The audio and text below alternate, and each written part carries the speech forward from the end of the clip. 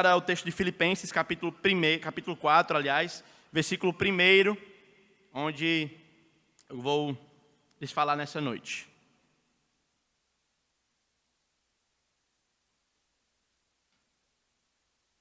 Filipenses, capítulo 4, versículo 1. É o nosso plano e até o versículo 9. Eu vou estar lendo na versão Almeida Revista e Atualizada. ARA. Não, essa é a NVI.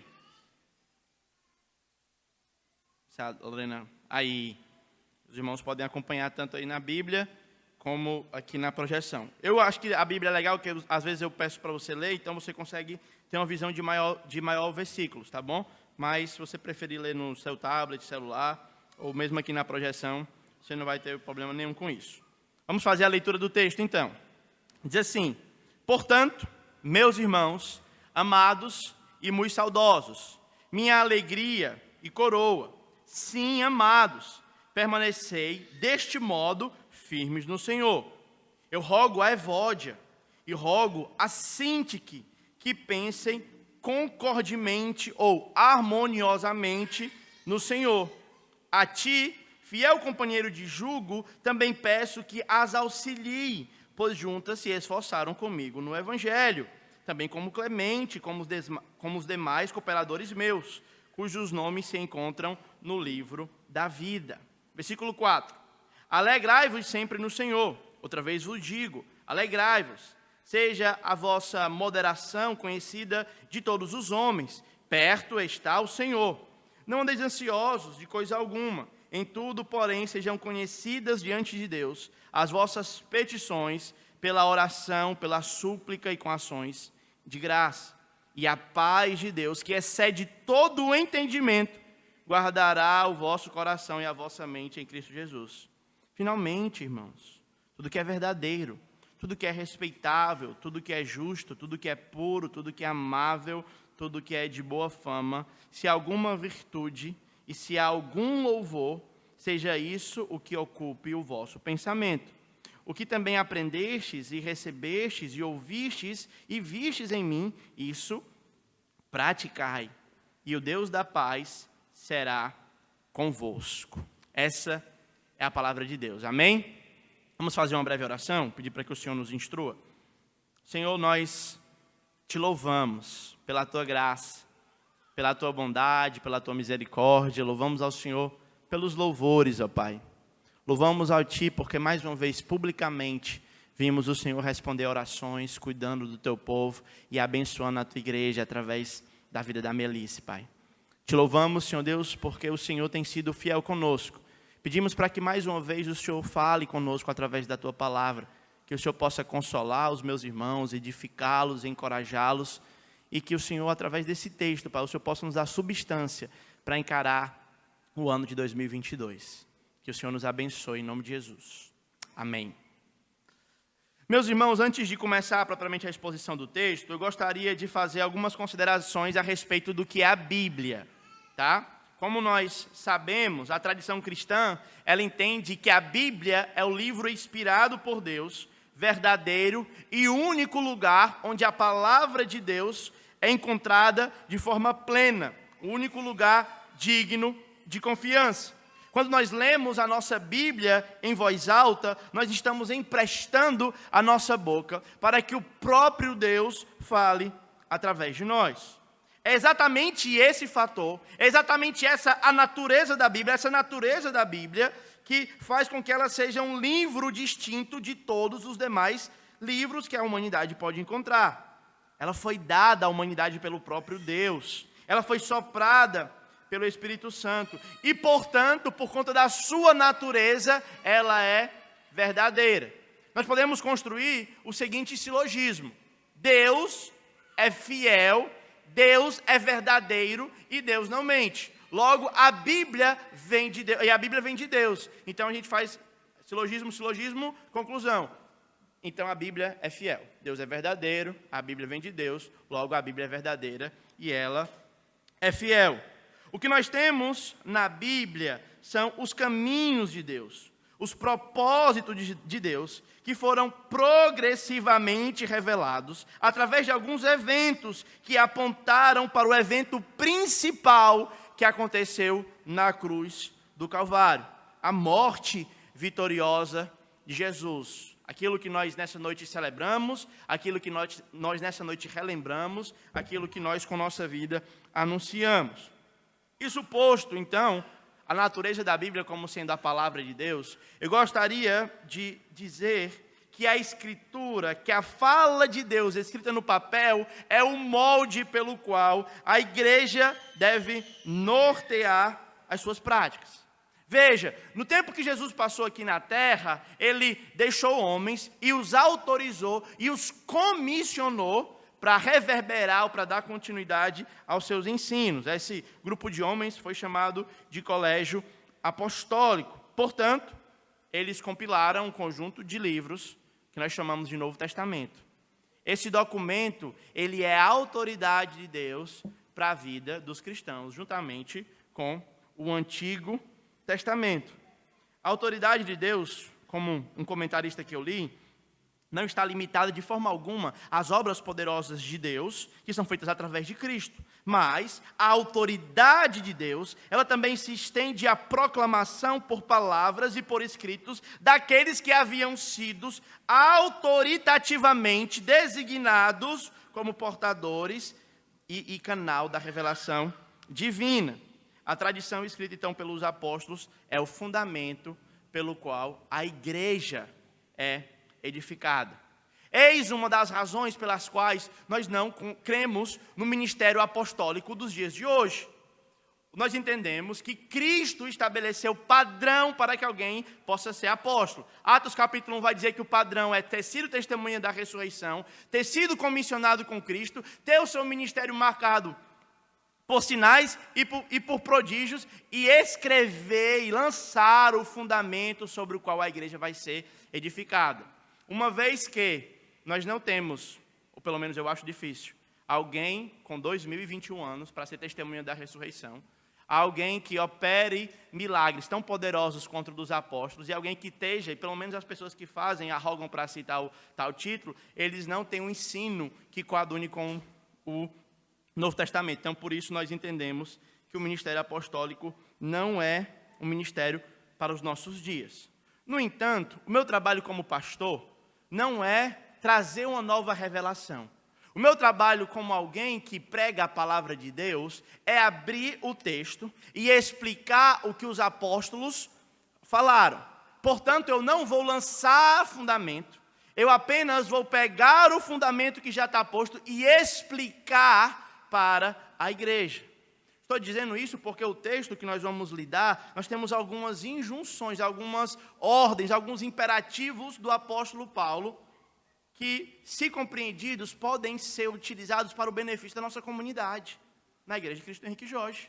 Pode ser compreendido também, se compreendido, pode ser utilizado para o seu benefício pessoal, como pessoa. Portanto, eu quero me valer de uma autoridade derivada, a autoridade do próprio apóstolo Paulo, que por sua vez é derivada de Deus, para lidar com 3 pontos nessa noite.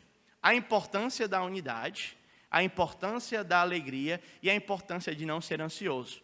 Eu acho que talvez esses caminhos aqui podem nos apresentar boas verdades para construir, então, o ano de 2022. Amém? Vamos começar, então, olhando o texto no versículo 1 do capítulo 4.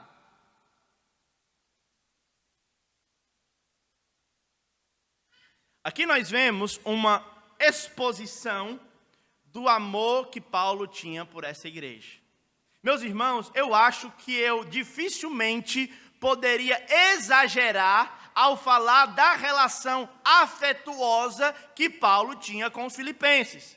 No capítulo 1, ele fala que toda vez que se lembra daquela igreja, a igreja cristã localizada na cidade de Filipos, ele faz isso com alegria, ele faz isso com prazer, ele faz isso com saudosa memória. No capítulo 4, então, ele fala, portanto, meus irmãos.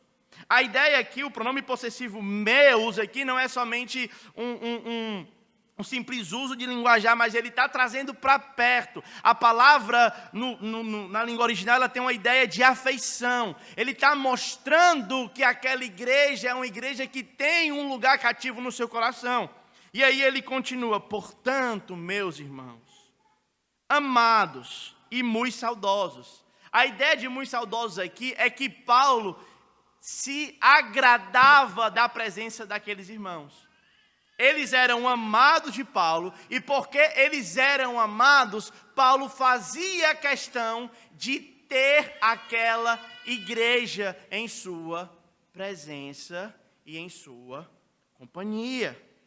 Veja, ele continua dizendo: vocês são a minha alegria, vocês são a minha coroa.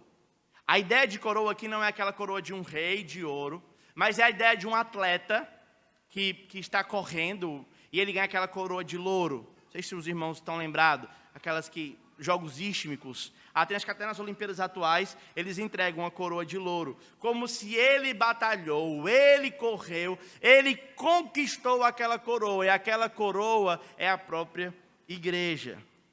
Então, com base nesse amor, com base na profunda relação de afeto que Paulo tem com os Filipos, ele vai fazer essas exortações. Ele fala: olha, porque eu amo vocês, permaneçam firmes, deste modo, no Senhor. E então ele entra no versículo 2, trazendo algumas exortações. Agora, no versículo 2, Paulo faz ele direciona a sua atenção para duas mulheres naquela igreja: a Evódia e a Síntique. Possivelmente, essas duas mulheres, elas estavam em desacordo em algum assunto, gerando uma desavença. Tal desavença poderia ocasionar uma divisão na igreja. Então Paulo lida com o assunto conhecendo o potencial problemático daquele assunto, e ele resolve lidar de uma vez por todas.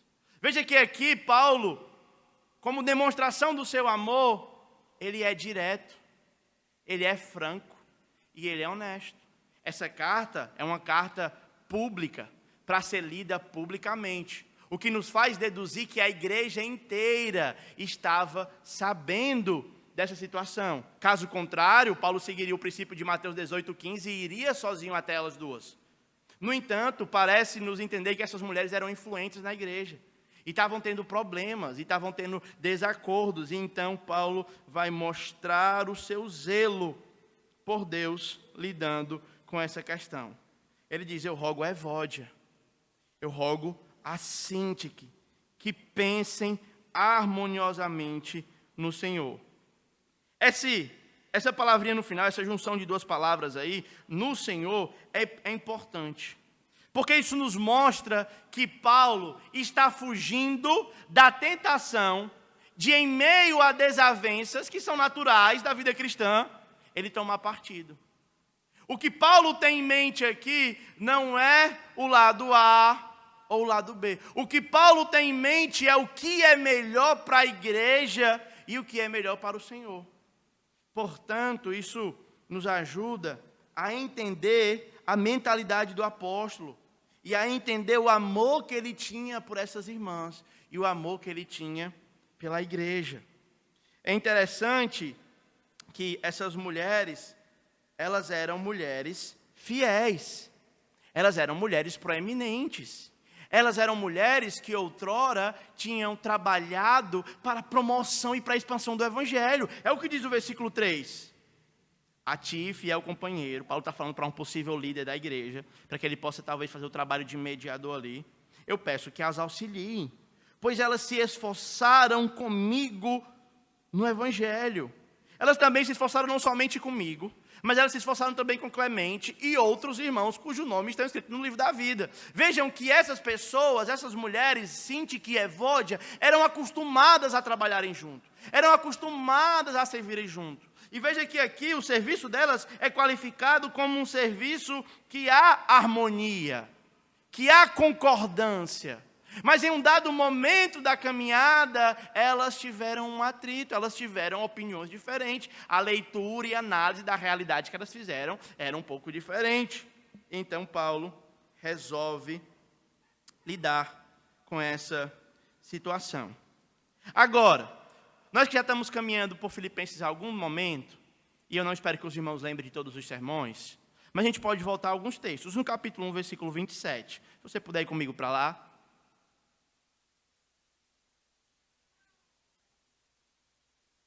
Filipenses 1, 27, diz assim: vivei, acima de tudo, por modo digno do Evangelho, para que eu, ou indo ver, ou estando ausente, ouça no tocante a vós outros, que estáis firme, em um só espírito, com uma só alma, lutando juntos pela fé evangélica.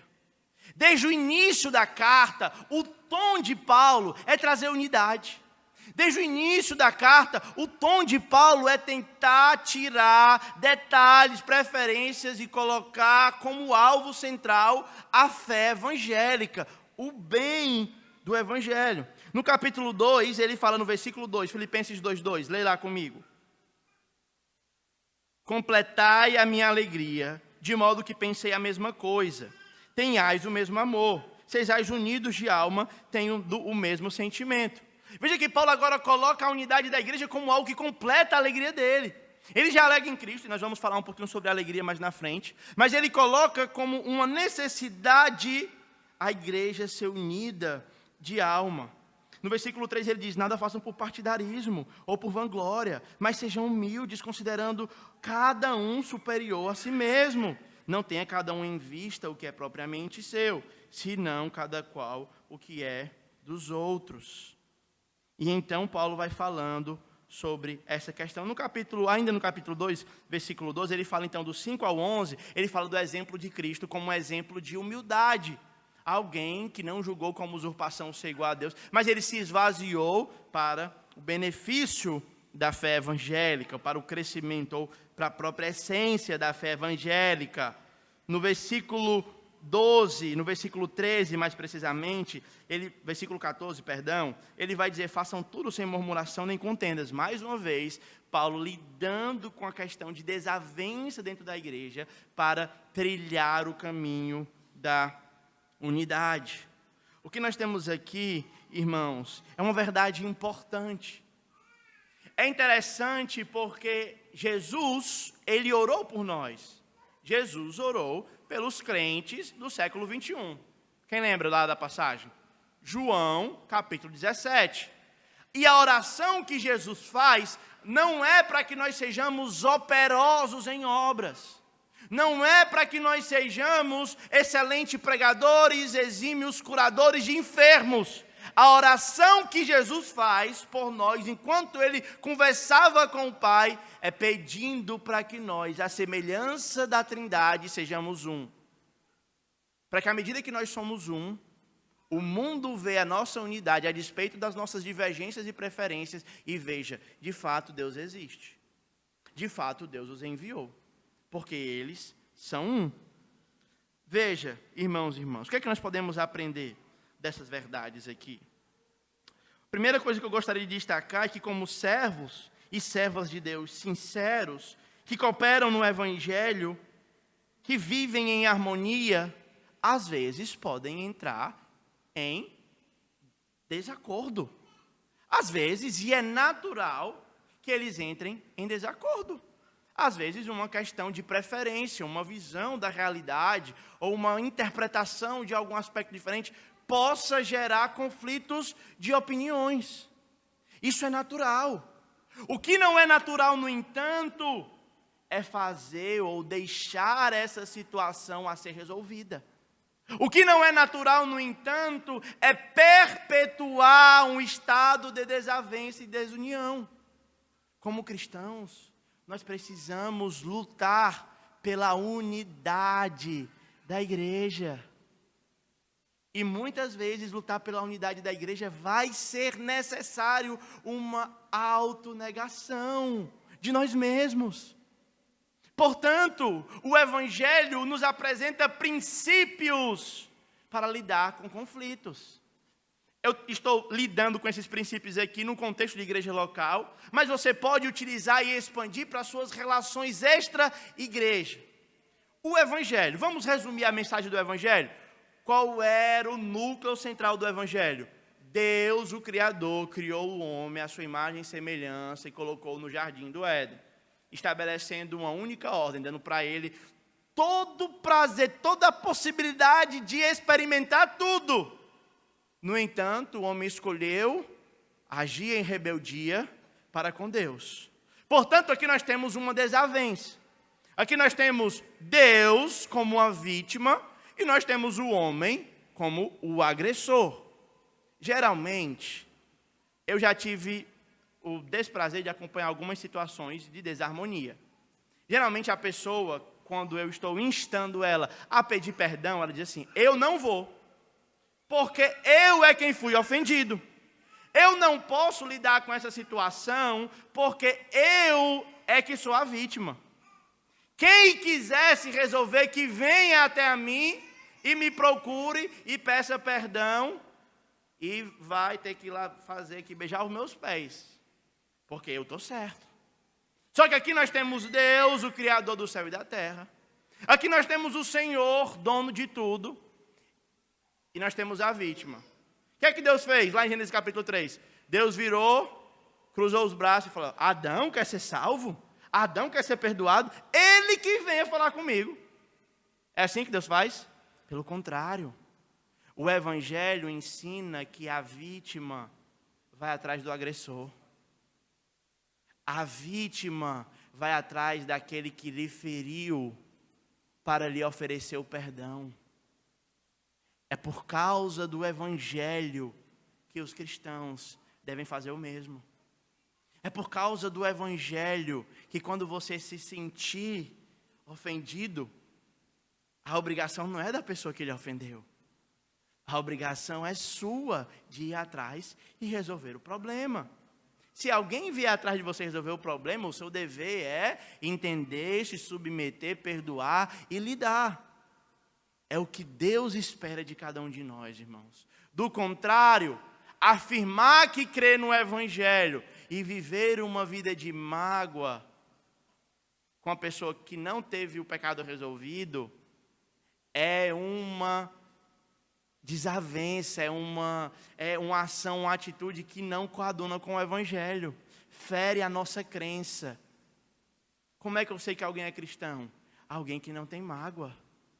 Veja que todo o Evangelho, veja que todo o Novo Testamento é apresentado. Como é que Jesus nos ensinou a orar? Pai, perdoa-nos, assim como nós perdoamos ao que nos tenham ofendido. Na confissão de fé mais antiga, que mais resume o ensino da cristandade, creio em Deus Pai Todo-Poderoso. Aí vai falar de creio de Cristo, creio do Espírito Santo, creio na Igreja Universal, não a do Reino de Deus, a Igreja Universal invisível. É que o termo fica complicado, né? Alguns usam católica, os outros usam universal, eu prefiro usar invisível. Creio na comunhão dos santos. Se nós cremos na comunhão dos santos e não resolvemos nossas desavenças, irmãos e irmãs, alguma coisa está errada. Ou nós não cremos, ou nós não estamos caminhando em conformidade com a nossa fé. Portanto, e agora eu vou aplicar mais lato sensu. Talvez nessa festa de final de ano alguém perguntou em quem você vai votar. E talvez essa pergunta tenha gerado uma situação um tanto quanto desconfortável. Talvez alguém tenha dado algum palpite, tenha feito uma pergunta, feito algum comentário que você não gostou. Eu queria lhe encorajar você a começar o ano 2022 resolvendo essas pendências. Eu queria encorajar você, que talvez está com mágoa no coração nesse momento, a perdoar. Ir atrás da pessoa para resolver. Porque a mágoa, como certa vez um sábio falou, é um veneno que você toma querendo que o outro morra. Só que no final das contas, quem está tomando o veneno é você. Portanto, não é sábio e não é prudente viver uma vida de mágoa. Segundo ponto, e segunda dica que o texto nos dá para viver o ano de 2022. Alegre-se sempre no Senhor. Outra vez vos digo, alegrem-se. Que mandamento mais fabuloso. Agora parece que Paulo está querendo enfatizar algo aqui. Veja que esse texto ele foi escrito não para ser lido primeiramente, mas ele foi escrito para ser ouvido. Então era feita uma leitura pública e as pessoas não tinham acesso ao manuscrito. Portanto, quando o autor bíblico ele quer enfatizar algo, ele não sublinha, não marca de canetinha, ele não bota no negrito. A coisa que ele tem, o recurso literário que ele tem é a repetição. Por isso que algumas vezes você vai ver Jesus dizendo, em verdade eu vos digo. Em outras ocasiões Jesus vai dizer, em verdade, em verdade. Vocês lembram disso? Algumas vezes ele diz uma, outra vez ele diz duas. O atributo de Deus que é elevado ao terceiro grau de repetição, a santidade. Deus é santo, santo, santo. Para enfatizar a santidade de Deus. Aqui, mais uma vez, Paulo está querendo enfatizar o mandamento. Alegrem-se sempre no Senhor. Outra vez vos digo, alegrem-se. É interessante perceber que a alegria não é opcional para os cristãos. Dificilmente eu precisaria provar para os irmãos, fazer um sermão, ou talvez um estudo bíblico, que precisasse provar a importância do marido ser um homem de uma só mulher. Não é verdade? Pessoalmente, nunca ninguém chegou para mim e disse assim, eu estou me sentindo inclinado a ser fiel à minha esposa. Será que é da vontade de Deus? O que é que vocês diriam se alguém chegasse e dissesse isso para vocês? É claro que é da vontade de Deus, está posto na Escritura. E você não obedecer esse mandamento, você está agindo em rebeldia contra o Deus vivo.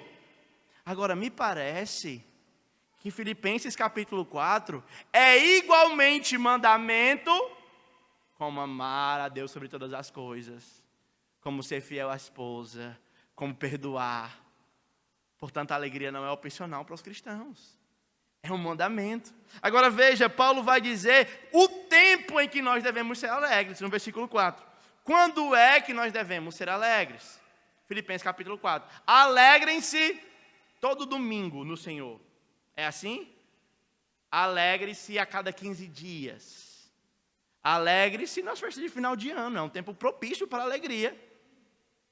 Alegre-se quando o Ceará goleia o Fortaleza de 4-0. Aí você, é quase que sinônimo, que sempre acontece isso, então. É assim? Sabe o que é que significa sempre? Alegre-se sempre no grego. Sempre é a mesma coisa. Todo dia. Alegre-se sempre no Senhor.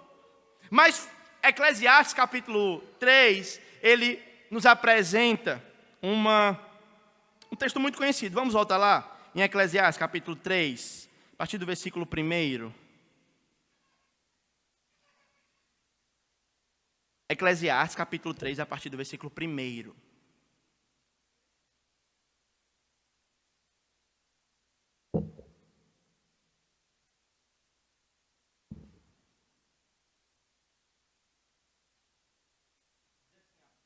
Diz assim a palavra de Deus: tudo tem o seu tempo determinado. Há um tempo para todo propósito debaixo do céu. Há um tempo de nascer, tempo de morrer. Tempo de plantar e tempo de arrancar o que se plantou. Há tempo de matar e tempo de curar. Tempo de derrubar e tempo de edificar. Tempo de chorar, tempo de rir, tempo de prantear. Tempo de saltar de alegria. Tempo de espalhar pedra, tempo de ajuntar pedra. Tempo de abraçar, tempo de afastar-se de abraçar. Tempo de buscar e tempo de perder. Tempo de guardar e tempo de deitar fora. Tempo de rasgar e tempo de coser. Tempo de estar calado e tempo de falar. Tempo de amar e tempo de aborrecer. Tempo de guerra e tempo de paz. Me parece que aqui Salomão está encerrando dentro do seu texto uma grande possibilidade de experiências da vida. No entanto, Paulo vai dizer que em todas elas nós devemos estar alegres. Você deve me perguntar a respeito do versículo 4, que fala tempo de alegrar, fazendo contraste com prantear, mas talvez a melhor tradução seria tempo de rir. Tá? Talvez na NVI, eu acho... Você consegue colocar NVI, Lorena? A NVI vai traduzir como tempo de rir. Né? Ó, tempo de chorar, tempo de rir, tempo de prantear e tempo de dançar. Então a ideia ali não é somente alegria como Paulo usa, é um outro tipo de alegria. Porque é possível chorar e ser alegre. Bem-aventurado, e a ideia lá de bem-aventurado, a ideia mais que felizes, são os que choram. Portanto, o mandamento de Filipenses capítulo 4, ele compreende todas as experiências da vida. Sempre nós devemos estar alegres. Seja no dia da morte, seja no dia do nascimento, seja no dia da promoção, seja no dia da demissão, seja no dia da tribulação, seja no dia da aprovação. Em todas as circunstâncias, nós devemos estar alegres. Tiago, capítulo 1, ele fala sobre isso também. Versículo 2. Vamos lá comigo. Tiago, capítulo 1, versículo 2. Diz assim, a palavra de Deus. Tiago, capítulo 1, versículo 2. Meus irmãos, tenham por motivo de toda alegria o passardes por várias provações. Então ele vai explicar como é que essa alegria vem. Ele diz no versículo 3, sabendo que a aprovação da vossa fé, uma vez confirmada, produz perseverança. Ora, a perseverança deve ter ação completa, para que sejais perfeitos e íntegros, em nada deficientes. 1 de Pedro, capítulo 1, nós também temos algo semelhante aqui. A partir do versículo 6, 1 de Pedro capítulo 1, versículo 6. Nisto exultai. A ideia é que nisto se alegrai de forma tão profunda, tão forte, tão intensa, que você vai pular. A ideia é essa. Agora vocês vão exultar, embora, pode ser que talvez no presente, por breve tempo, se necessário, vocês fiquem tristes, por várias provações. Para que, uma vez confirmado o valor da vossa fé, muito mais preciosa que o ouro perecível, mesmo apurado pelo fogo, redunde em louvor, glória e honra na revelação de Jesus Cristo. Portanto, percebe que Paulo aqui apresenta a alegria como uma circunstância que deve fazer parte da vida do cristão. No entanto, não é uma experiência, não é uma alegria descolada da realidade. Não é uma alegria ingênua que nega os fatos. Não é uma alegria que, ao olhar para a dor da vida, ao olhar para as tribulações, você vai simplesmente esnobar, fingir que isso não existe, se esconder em si mesmo e rir. Não é. É uma alegria que olha para as adversidades, que olha para as tribulações e entende que, para além delas, existe um Deus que está cuidando de todas as coisas. É isso que ele diz no finalzinho do versículo 4. Agora eu volto com os irmãos para Filipenses 4:4. Ele diz, alegrai-vos, o mandamento. Quando é que o mandamento deve ser obedecido? E a forma como o mandamento deve ser obedecido. Alegrai-vos sempre no Senhor. E aqui, irmãos, é o segredo para cumprir a promessa. Para obedecer o mandamento. É que a fonte da alegria do cristão não é externa a ele. Não é dependente de nada que lhe possa ser tirado. A fonte de alegria do cristão, ela é o Senhor. Porque o Senhor, o Deus Altíssimo, é fonte de delícias perpétuas. Na presença dEle, há fartura de alegria. Na presença dEle, há gozo abundante. O céu é descrito como um lugar de gozo, de alegria, de felicidade, de plenitude. Quando Ele olha para os servos, Ele diz, vinde, bendito de meu Pai, entra no gozo do seu Senhor, na alegria do seu Senhor. Portanto, quando a nossa fonte de alegria, ela é o Senhor, eu pergunto, quem que pode nos fazer entristecer? Ninguém. A nossa fonte de alegria não está na segurança financeira. A nossa fonte de alegria não está na nossa estabilidade de saúde, o nosso vigor físico.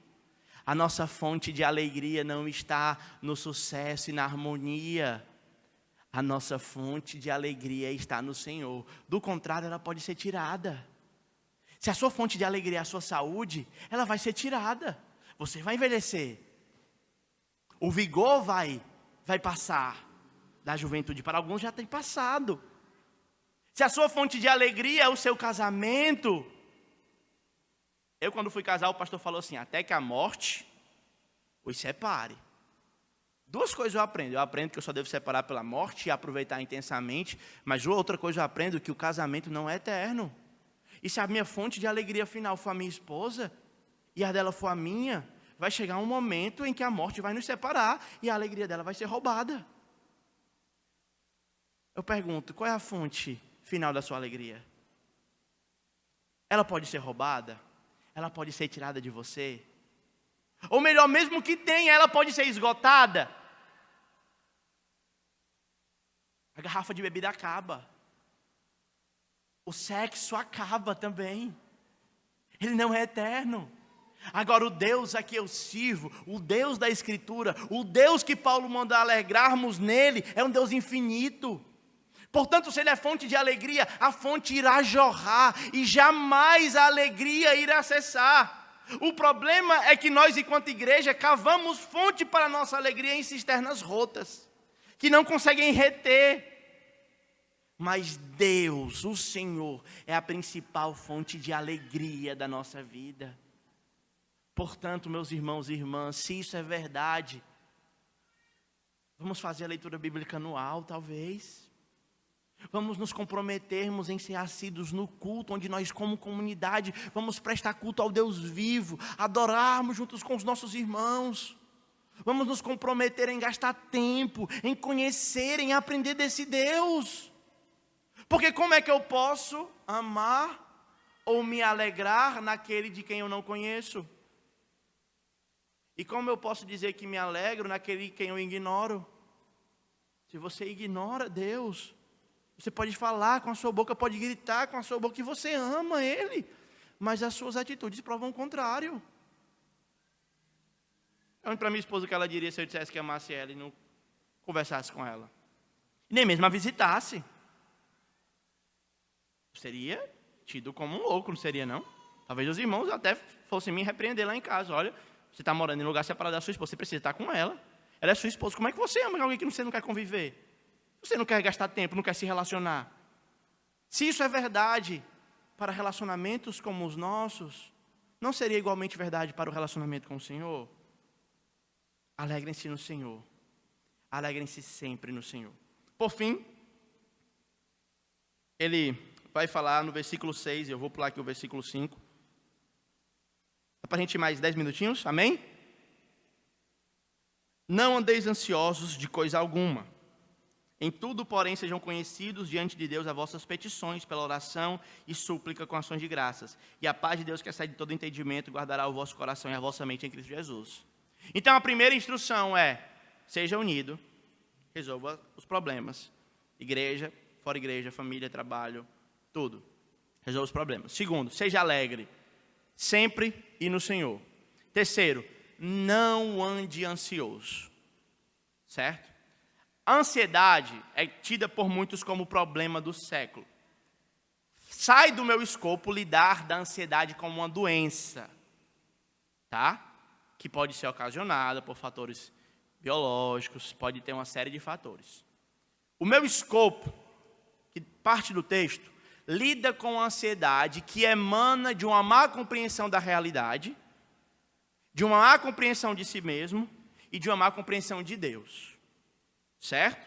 Então, a ansiedade que Paulo está lidando aqui não é o problema de saúde. É um problema de visão de mundo errada.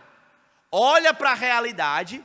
Lembra que o Amon pregou sobre os discípulos de Emaús? O que é que eles tinham? Eles tinham uma visão, expectativas irreais a respeito da realidade. Se você olha para a vida com expectativas irreais, você tem uma grande tentação a se tornar ansioso. Por exemplo, alguém espera ser amado. Então você vai entrar no novo ambiente de trabalho e você espera ser amado. Mas você já teve a expectativa de ser amado e já chegou em novos ambientes. E você não foi tratado como gostaria de ser. Isso lhe gerou um repertório.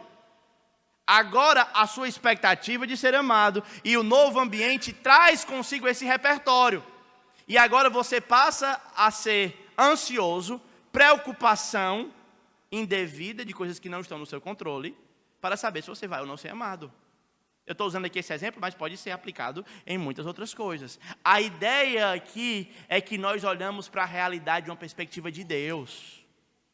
E entendemos que a nossa preocupação deve estar limitada ao dia de hoje. A preocupação aqui, a ansiedade que a Bíblia orienta a não termos, a fugirmos dela, é preocuparmos com coisas que não estão no nosso alcance. Por exemplo, o pai que acabou de descobrir, o homem que acabou de descobrir que vai ser pai, e está preocupado com a faculdade que o filho dele vai fazer. E aí ele passa, em nome da preocupação com o futuro, a negligenciar as atividades dele no presente. E essa negligência de atividades dele no presente não vai dar ao filho dele as categorias necessárias para que ele consiga desenvolver-se como ser humano e chegar no ponto de escolher uma faculdade boa. O ponto é, quando nós nos preocupamos indevidamente com coisas que não estão no nosso alcance, irmãos e irmãs, nós estamos dando lugar para a ansiedade tomar de conta do nosso coração. E a ansiedade, ela é errada, porque ela furta, ela mina a nossa capacidade de servir a Deus no presente. O cristão não deve ser alguém descolado da realidade, ele deve se preocupar. Ele tem problemas, ele tem questões a ser resolvidas, mas as preocupações que ele precisa resolver são as do dia de hoje. As do dia de amanhã ele não pode se preocupar com elas, porque ele nem sabe se vai chegar lá. Vamos voltar em Mateus capítulo 6.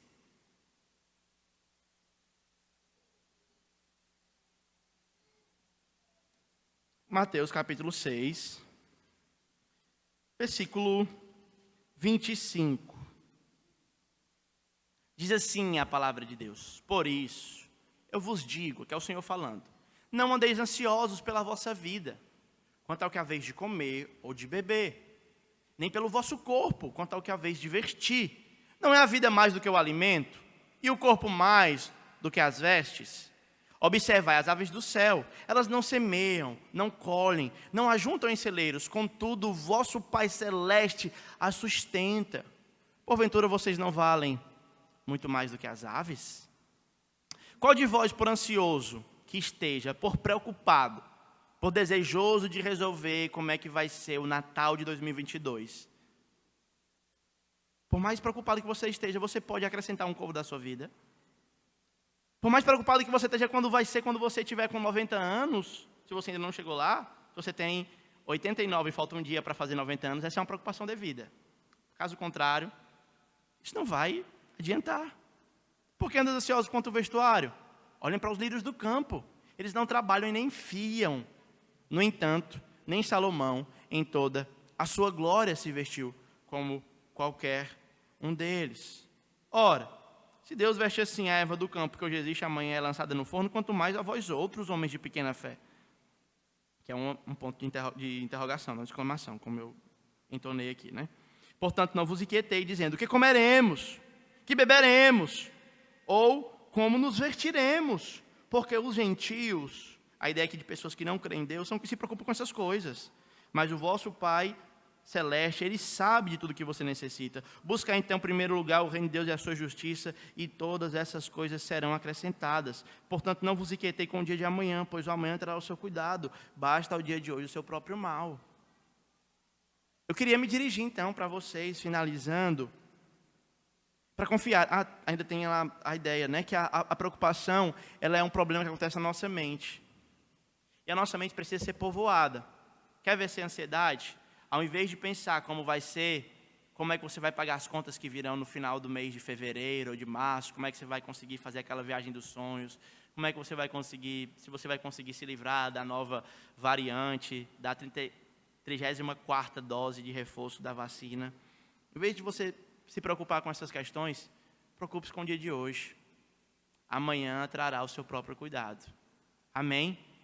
E aí o que é que deve passar na sua mente? Tudo que é bom, tudo que é puro, tudo que é agradável, tudo que é justo, tudo que é de boa fama. Se há algum louvor, se é coisa boa, pense nisso.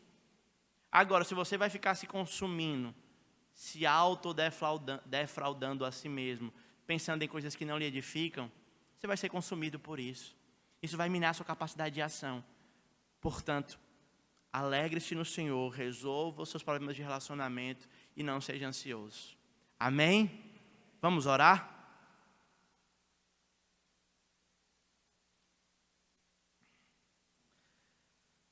Vamos pedir a Deus. Talvez nessa noite tenha alguém que precise resolver algum problema. Na família, aqui, talvez na igreja ou no trabalho essa semana. Esse é um problema que você deve resolver hoje, tá bom? Não é um problema do futuro. Vá lá, resolva, converse. Não deixe pontas soltas. Faça o bem. Independente da resposta. Quando Deus orienta que você resolva as circunstâncias, está muito mais preocupado com você do que com a resposta que a pessoa vai dar. Segundo, talvez você esteja triste. Você esteja sem alegria para viver. E até pior, sem alegria no Senhor. Talvez você nunca mais tenha desfrutado daquelas experiências de ler a Bíblia e ficar encantado com as maravilhas de Deus. Talvez a sua vida espiritual tenha murchado. Talvez é um peso para você vir à igreja, um peso ler a Bíblia, um peso orar. Isso quer dizer para você, não é para ser assim. O Deus que é fonte de alegria, Ele tem prazer mais abundante em sua presença do que qualquer outra coisa que o mundo pode dar. É bom estar com Deus, é bom servir a Deus. É bom amar Deus, é bom ter tempo a sós com Ele, ouvir a voz dEle, ver o cuidado dEle. É bom deleitar-se na presença dEle. Talvez então mais do que pedir, você deveria contemplar, admirar, se encantar, até lhe faltar fôlego. Mergulhar em Deus de tal forma que você fique extasiado, apaixonado, entoar louvores do fundo da sua alma, marejar os seus olhos de alegria por tão grande salvação que Deus nos tem dado. Olhar para a grandeza dEle e para a oferta generosa que Ele fez, dando a si mesmo para perdoar os nossos pecados. Olhando para Deus e ver o cuidado que Ele tem com as famílias ao seu redor. Olhando para Deus e ver o cuidado que Ele tem tido com a sua casa. E contemple, simplesmente fique calado, observe e olhe o que Deus tem feito. Ele tem fonte, tem alegria insaciável para aqueles que o buscam. Deus pode lhe dar mais prazer do que sexo, droga e rock and roll. Deus é bom, irmãos.